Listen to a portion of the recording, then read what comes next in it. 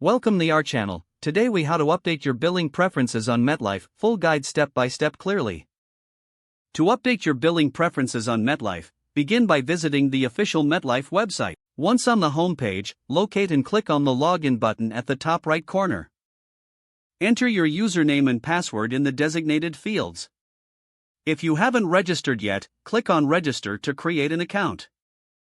After logging in successfully, navigate to the Profile or Account Settings section in your dashboard. Look for the Billing Preferences option within this section. Click on Billing Preferences to view your current settings.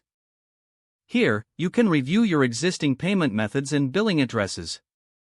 To make updates, select the option to edit next to the information you wish to change. For payment methods, you can add a new bank account or credit card by entering the required details. Make sure to double-check all entered information for accuracy. If you wish to change your billing address, enter the new address information in the appropriate fields. After making all necessary changes, click the Save button to confirm the updates. Review the confirmation message to ensure that your changes have been successfully recorded. Log out of your account once you have finished updating your preferences. For further assistance, consider contacting MetLife customer service. If the page does not load, refresh the browser or try again in a private or incognito window.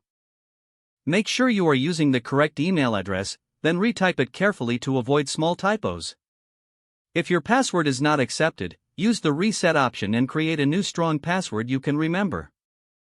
Check your spam folder for verification or security emails, then complete any requested confirmation steps.